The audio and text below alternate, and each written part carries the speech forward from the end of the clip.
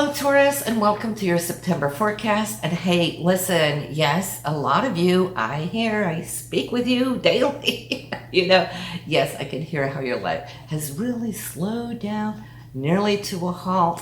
That is because we got all these retrogrades, and now on August 20th, we'll also have Uranus going retrograde, so that brings us up to 6 retrogrades. And then in September, yes, we're also going to have Mercury retrograde. So it's not really time to kind of forge ahead, is it?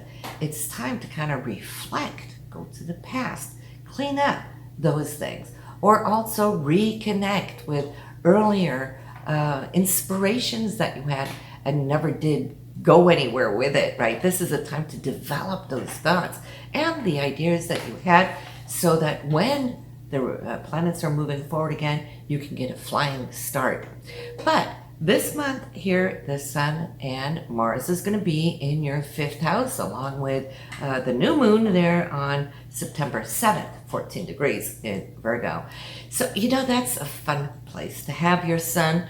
It's the house of joy and just, doing the things that you desire to do. It's about leisure, it's about hobbies, it's about desire, romance, and so forth, but also children. Okay, so you can see that everything that has to do with your children might just surface a little bit more interaction with them, perhaps. Maybe you could be more of a support, or maybe they're coming in here also to support you. Mars being here is showing activity. Mars is our primus motor, right? So right now, I can see how you're creative, wanting to push with that creativity that the 5th house represents. So we also do have that new moon.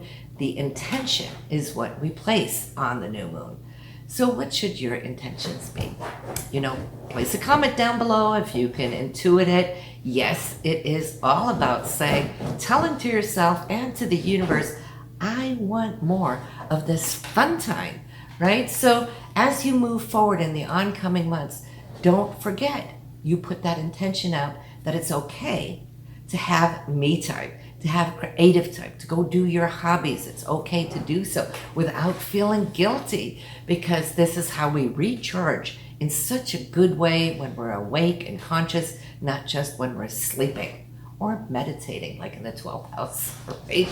So that is pretty good. What are you digging at? In case she's over there digging in the sofa, if you hear her.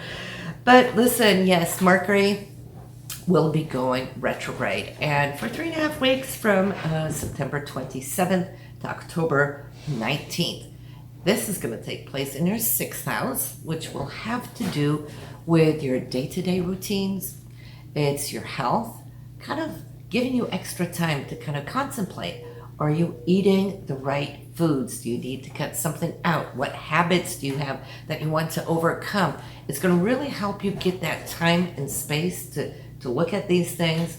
And of course, it's also about organizing. So it's a great time to go organize your office or anything else that you need to have reset, right? But we will have delays. We do see that with Mercury retrograde. Can be a little frustrating, of course, but since everything now has been going slow with the outer planets going retrograde, it may not be all that much, because maybe it can give you a little action. Actually, Venus is here to support Mercury in September. So again, it's all about foods. It's what we enjoy. It's what we ingest and intake, right? So you might find yourself wanting to eat more or change up those diets that are more tasty, that are much more like visually beautiful. When we really decorate our food, of course, it's going to invite more good energy to the body too. So you might be cooking a little bit more, finding that you're enjoying it. Maybe this is also how you can enjoy the slowdown of the retrogrades, giving you more time to be present here and now, and see how you could do that to beautify it. But of course, Venus is also love, and it's also harmony, it's also money. So wherever you could see that coming into your daily routine, you might be embedding a little bit more time to share with your loved ones. The full moon, 28 degrees in Pisces here for you, Taurus, September 20th. In your 11th house, that is where it's going to illuminate. So that's within some kind of group maybe that you're affiliated with.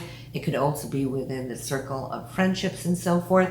You could see that it will be nice. It's going to be crossing Neptune there just before it's fully full and illuminated. And Neptune is very spiritual. You might have a need to be with a spiritual group here on this day, so kind of circle that on your calendar for September 20th, which could be really, really nice.